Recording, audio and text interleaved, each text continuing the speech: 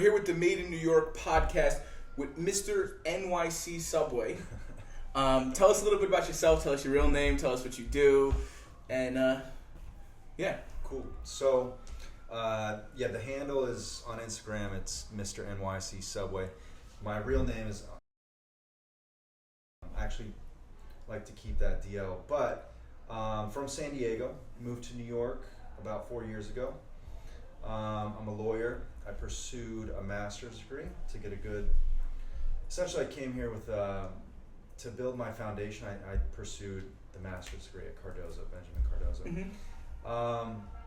And yeah, from there I kind of followed the typical path. Got a job at Goldman Sachs. Now I'm at a big German bank, Mm-hmm. but I do in-house work, Mm-hmm. and that's my day job. And then I have this fun passion, which we'll get into more detail about. But yeah, apart from my day job, I do the subway account pretty much full time.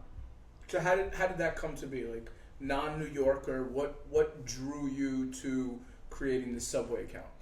So I commute for the past 2.5, 3 years to and from work on the subway. Mm-hmm. Everywhere I go, I take the subway. Mm-hmm. Apart from occasionally riding my skateboard or bike, but I essentially was allowing the subway. I was focusing on all the negative things. I was Mm-hmm. focusing on, people not talking to each other, Mm-hmm. people rubbing elbows, lots of down and out stories. People coming on the subway and some of the things you hear, whether they're true or not, in that environment on that subway car, it's very intimate. Mm-hmm. And it's sad. And you just got a lot of, if you want, a lot of things you can focus on that are negative. So long story short, I was allowing myself to get pulled into that.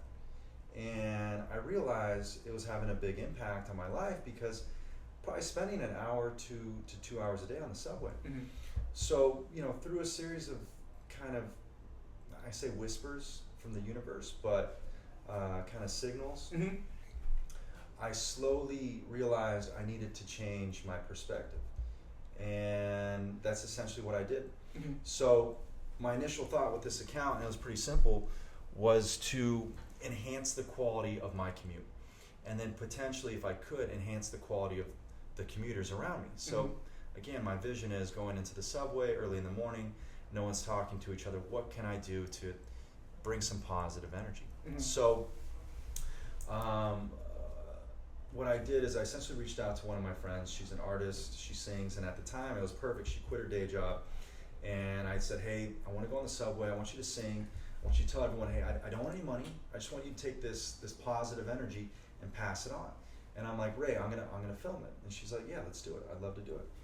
So that was the initial thought, improve the quality lifestyle for my commute, the commuters, come down, have an artist perform, and we did it. And the content was okay, it wasn't like amazing, Mm-hmm. but what happened that day and what resonated was the few people that smiled, the few people that we connected with, and the few people, but for us coming there, we affected and we gave them positive energy. And I felt it, and I said to myself, what can I do to continue this? And the big epiphany I had was essentially, I don't need to bring positive energy to the subway. I realized it's everywhere. Mm-hmm. It's in the dancers, it's in the performers, it's in the architecture, it's in the the fashion. And I said this before, what I've really come to realize, it's in the people. You have 5 to 6 million people a day who commute on the subway, and it's New York City. So you have walks of all life, all sorts of backgrounds, Mm-hmm. and just interesting people. So that's kind of how it transpired. And once I had that epiphany, I started, focusing on things. I started being present when I was on the train. And, I remember one time I saw this guy with a skateboard, and I love skateboarding. And I got off the train, I followed him, and this is when I would take, and I still do it sometimes, Mm-hmm. but I took a Candid. Mm-hmm. And he caught me taking a Candid. He's like, yo, what are you doing? And I said, it was very early, probably like a few weeks into my account. I said, I love skateboarding. I have this subway account I'm creating. I wanted to create your image. You look great with the skateboard in your attire. And I'm like, by the way, do you have Instagram? He's like, yeah. And then so immediately we connected, and I showed him the picture. He's like, cool. I posted it, I did a little blurb, and that's kind of, again, how it slowly evolved to where now I'm at the point that it's kind of crazy where I'm at now. Then till now, and it's funny too, when I look at the progression of my account, like I look at the initial content to where it is now, it's almost kind of surreal. It's like, it's crazy within 6 to 7 months how I've gone from, and I tell people this all the time, not liking the subway, knowing nothing about photography, to not, I don't consider myself a professional photographer yet. There's a lot to learn, but definitely, entering a world that I never thought I would be in. And I think the beauty to this, and again, the surreal part to it is, I've completely changed my whole life. Like my entire life has changed because of this account. How so? Just everything. It's basically, it's turned into my passion. Okay. It's turned into this creative outlet, and it's something I've always wanted my whole life, is a passion. I've always been searching for a passion. I just never could find it, and that's what this is now. It's a creative outlet. It's a passion, and it's just something I love doing. And the beauty to it is, I'm really not thinking about the future. I'm not thinking about once I get to X amount of followers, right, or once I monetize this. The beauty is, I'm just enjoying the process. And that's one of the epiphanies I had, is when you can enjoy the process, you've got a good thing going on. Right. So, it's kind of a long-winded way to kind of give the background to this account, but again, this is 6 months. 6 months ago, this did not exist. I would show up to my job, I had a girlfriend, I'd come home, I'd work out, pretty normal New York life. Right. So where I go to work now,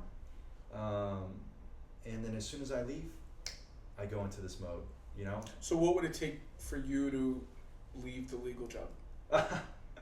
Because you've had to have thought about that at a certain time. Well, I think, again, it's definitely way too premature for right. things No, like I'm that. not saying like tomorrow, but if you're talking about in 6 months you've went from 0 to where you are getting the attention that you're doing, I mean, just thinking about how that scales over time, and it at a certain point, if you're truly passionate about it, I'm not questioning that, like it doesn't make sense to do anything else. Well, at the end of the day, like, do what you love, right? Yeah, and if you can make money doing what you love, right, no one should say no to that.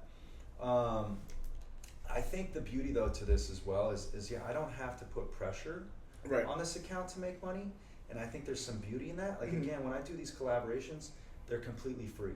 It's just pure passion, pure love. So I kind of wonder if I did, let's just say, hypothetically, I did switch over and somehow make money and do this full time, would that take the beauty out of this? And it's something I can't answer. Right. You wouldn't know until you cross that bridge. Yeah, and so I think right now the answer is I really like my job. I'm really happy with my job. I like my coworkers, and I like the balance. Like, I like the balance of going into work, using one part of my brain as an attorney, and then leaving work and using the other part of my brain as creativity. So, to be honest, and it's funny, I told my mom on Sunday that this is probably the first time in my life that I've actually been fully content with everything. Like, there's nothing I'm like, I wish I was doing this, or I wish I had like, I'm content in this moment. So whatever happens in the future, so be it. Right. Just gonna enjoy the process and no expectations. So, other than the train ride being miserable and trying to find a way to make it less miserable, like, was there anything from, like, what drew you to the train? Because to ultimately then use the train as your catalyst to find your passion, yes. Like, to me, says there's probably some other story or deeper lying something somewhere, or maybe not. Well, I think that's the thing about the New York City subways. You have two ends of the spectrum. You have the negative and the positive. Right. There's very little in between. And I think all the negative that I experienced, and I experienced some levels of negativity that were intense. I almost got in a couple fights on the subway once. Once with some dancers, another one with some guy who, and these things added up, man. Like they just started to affect me to the point where it's like I need to make a change. So I think all that negativity pushed me to this, in a beautiful way, but to this perspective of complete beauty, which again is kind of hard to fully wrap your head around. But it's like, yeah, all that negative. It's very hippie, but like that's I'm from cool. California. So. Listen, I get it. I get it as well. So it's totally cool. But, like I truly believe that like you get what you put out into the world. Like on an energy level, on every perspective from what it is. So like I believe you could trigger serendipity by continuing to put good into the world, because we haven't necessarily gotten to a point yet where we can understand the science behind that. But I believe that that's how it works. And I'm fully, like, so a few things I hold core to me as universal truths. One being energy. The existence of positive, negative. Right. We all can testify to the existence of one of the two, right? So I think to answer your question, it's what's really drawing me in, and what drew me in initially was the negative energy. Okay. But what's really drawing me in now is the positive energy.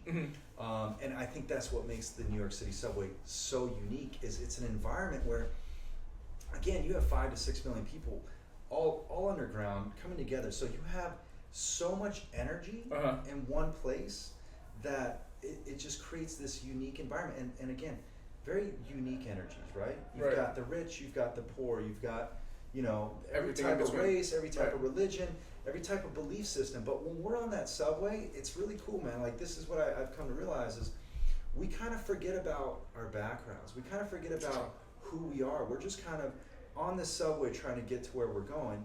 And if we see a dancer, we kind of revolve around that dancer. And we're not thinking about the past or the future. We're just being present. Right. So I think that's what's kind of happened to me is some people meditate to be present. I've come to the point where I can be fully present in this environment, and by focusing on the people and the energy and really pulling that in. And to your point, I can put out good energy. Right. Like I know when I go on the subway now, I'm putting out good energy because I can see people look at me and be like, "What's this guy up to?" Right. It's again, it's something we can't quite put our finger on scientifically, but energy is like 100. It's the answer to stuff. I agree totally. So, talk to me about your creative process. Like, how do you, like, before it actually hits your account, like, what goes in? Or are you just going and taking pictures and this hits because this is where you are this day? Or are you very scripted, as in, like, this is who we're doing and so on and so forth? Like, how does yours work? There's two portions to the content I create. Okay. One is if I go solo and I'm just commuting or going to a bar or going to a friend's place.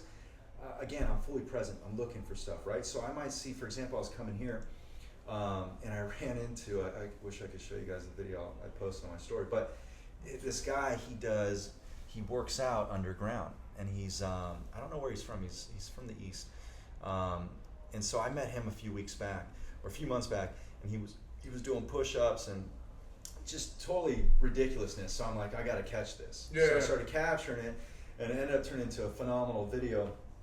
And Subway Creatures posted it. But I'm coming here right now, and I see him, and he's just doing like his little taekwondo in front of this payphone. And I just pull out my cell phone and I just start filming him. And I come around his left, and I come around in front, and he just doesn't even phase. And I go all the way around him. He ends up stopping, and I'm like, "Yo, do you remember me?" And he's like, "Yeah," and we follow each other. So there's that way, right? Like I'm just cruising around, I catch content serendipitously. Then there's what's really evolved and what's really cool is the collaborations. So what really goes into those, and at the end of the day, I'm meeting the people I collaborate with through Instagram. One way or another, either I reach out or they see my post or they reach out, especially as this is growing. And I work with people and then they go post, their followers see stuff. Right. So the collabs work like this. If I decide to reach out to you, you reach out to me, I look at your account, I see what your theme is or what it is you're offering. If you're a dancer, for example, like a ballet dancer, great. I would love that. So I look at your content, you're a ballet dancer, and then I say, hey, let's do a collab. And then from there, it's kind of, I create a vision. I say, hey, I think you would be great if we go to Union Square subway station. There's a great art mural. I want to get you in front of that. And then if you can, sometimes I'll say, hey, put on certain types of makeup or wear this attire. But for the most part, I create the vision. Okay. And then we show up, and I always have one or two visions I want to capture. And then from there, it just kind of grows. We might walk past something, I'm like, hey, let's do this, let's do that. But the collaborations are definitely much more thought out. Okay. And there's a lot of not too much crazy thinking. That's the beauty to this. Is it just kind of comes naturally. But definitely more of I look at your account, I look what you offer, and then I see if there's something creative we can go capture. And the cool part is now, and this has been the hard part, is learning how to use my tools. Like learning how to use a camera. And that's the part I'm getting much better at. Right. I have these good lenses now. So not only can I create this vision, but then I can go capture it. And that's the cool part. Like I can get exactly what I want, so long as whoever I'm working with can do that highlight kick, Right. So that's those are the two ways I get content. One, just walking around. The other one, coming together, collaborating with accounts, and creating a vision. So what's next? So really what this is, and again, it's just something where I'm enjoying the process. And it's a great question. I don't know what's going to happen next, but I know that I went from collaborating on just Saturdays and Sundays, one day, one Saturday, one Sunday, to 2 on Saturday, to 2 on Sunday, to 3 on Saturday, to 3 on Sunday, to now where I'm doing it full blown on the weekends, and now Monday through Friday I'm doing collaboration. So I had a collab yesterday, I'm doing this tonight, I have a collab Wednesday, Thursday, Friday, and then I have the weekend again. So really it's just keep having fun, keep creating content. I am starting to work with, I'm working with a hat company in Brooklyn. So it's at BKMC. She has her own luxury headwear company. So I'm starting to brand with her, and I'm creating a lot of content with me in the hats, and then people I work with, and then potentially start working with a men's clothing company. I would love to get like a brand to kind of sponsor and get in on making suits. Gotcha. You know what I'm saying? So I think as far as why not this is just a businessman to me, right? Why not find a suit shop and just use your traffic as a way to direct business to them and get a piece of whatever that cut is, rather than the other way around, rather than trying to find somebody who's making it. Because I think for most of what you're dealing with on like and once again, I don't know who's following you from a demographic standpoint, but just from looking at like where business is actually happening on Instagram. Yeah. I don't know that, like, I think a lot of it's in like the mid to low price point, so we're probably talking the $300 to $700 suit. But my thought would be to connect with a local shop. Exactly.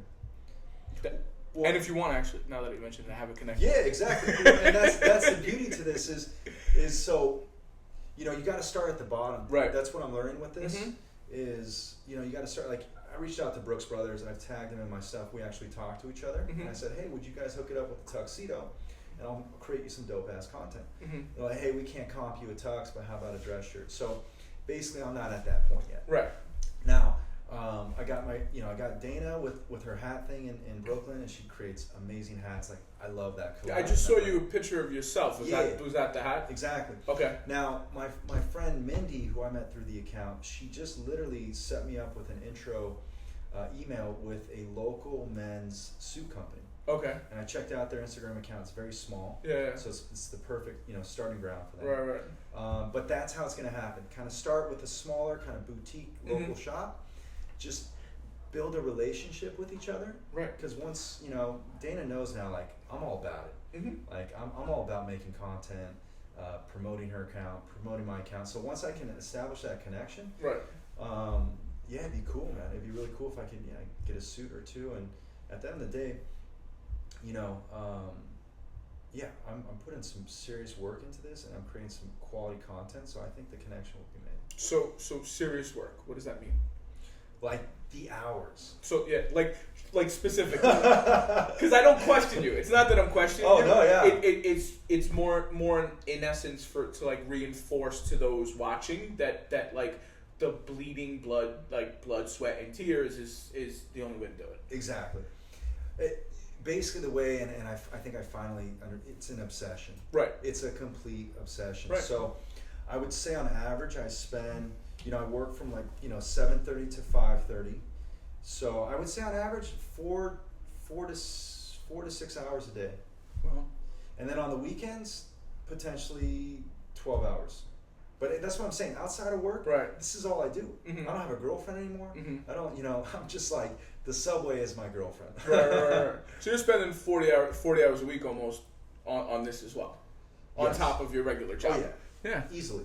And that's not, that's in between, Not counting all the travel or planning or so on and blah, blah, blah, yeah, blah, and blah. time I spend on Instagram, Right. Communicating with people. And so, yeah, easily 40 hours. And probably pretty soon here, I'm going to have to tell my company, especially once, things grow a little bit, hey, I have an outside business activity and I got to report it. It's definitely getting to that level. Got you. So if you could work with anybody, who would your dream person to work with be? Oh. Or people? So I think right now, I mean, as far as a collaboration goes, yeah. Honestly, the people I'm working with, I love working with right Mm-hmm. now. These people are serious talent in New York. I just did a collab yesterday with a Rockette dancer. Okay. The third one I've worked with, and it's amazing, man. The way they can dance and they can jump, and they just have so much creative energy. It's contagious. So honestly, the people I'm working with, I'm happy. I think as far as brands go, I would love to work with Brooks Brothers because I love their suits. Two Boots, I think that would be ideal, but again, that's going to take time. Mm-hmm. But it's an interesting question. If there's someone I could go collab with, who would it be? I mean, Giselle would be great. Okay. I would love to get shots with Giselle, and it's funny. I've seen photos with her on the subway, the New York City subway, and the guy he got good shots. But I honestly, I feel the confidence I could get better shots than that. Mm-hmm. So. Again, it's going to take time to get to that point, if it ever gets to that point. But I could see that happening, man. Working with, I'm a little cuckoo about this. I'm kind of dreamy, but. You're preaching to the choir, so. But that's how you gotta be. Yeah. You know. 100%. But yeah, I think Giselle would be cool. I'd have to think about that a little bit more. But yeah, big time models, that would be awesome. Okay. So you've been here 4 years. Was it law that brought you to New York, or was there something else? So it definitely was the career path I had going, which was law school, and coming here to work. I had done personal injury in California, worked for a great firm, but it's not. My gut was this isn't indefinite. It's not what you want to do. So, long story short, between my second and third year law school, I went to London for 2 months, and I fell in love with the city life. I love London. Oh, it's such a great city. I love London. And it was during the summer, and I think it was one of the best summers they had in 50 years. Yeah, it was just euphoric energy. But I just got hooked on that, their tube system and just cruising around town. I'm like, hey, when I go back to the U.S., how can I keep this going? So I said New York City. So it was kind of it was kind of the perfect time, right? Move into a new career path, get kind of in-house business, Mm-hmm. And then also be a part of a city. So kind of the lifestyle change with a career change. So you're originally from Cali? From San Diego. Okay. Yeah. So Born and raised. 4 years now here. Do you see yourself growing old here? I'm hooked, man. New York City is definitely home. And I think now especially, if you would ask this question 7 months ago, Mm-hmm. I would have said no. Because I wasn't happy. I wasn't tapping into the energy that New York can offer. But since I started this account to where I'm now, I'm fully invested in this city. I'm to the point where, again, it's opened a part of me, this passion, creative outlet that I've never knew about till now. And I don't think I can get this anywhere else. New York City has a certain type of energy And again, it's all these people, and it's just the go, go, go mentality that you can't get that anywhere. And once you tap into it and you get hooked on it, it's like a drug. It is. Like I travel away for the week, and I'm like, yo, I need to get back to New York. So I think, again, it's one of those things. I don't know what the future is going to hold. I think, my roots are San Diego, California, great place to be from. I think the ideal thing would be if I could at some point go back and forth. But definitely I see myself in the future at least spending 4 to 6 months a year here. So Okay. potentially, full time. Yeah, I love New York City, man. Yankees fan, Knicks fan. So I'm fully invested, man. So, anything you want to leave us with as we wrap? I think it's funny. I'm doing a collaboration with this guy. He creates motivational billboards. Okay. So he came to me and he said, "Hey, how about we put your image? We take your image and we put one of our quotes on it, and then you post it on your account." I said, "You know what I want to do is let's do the image, but I want to give you my quote."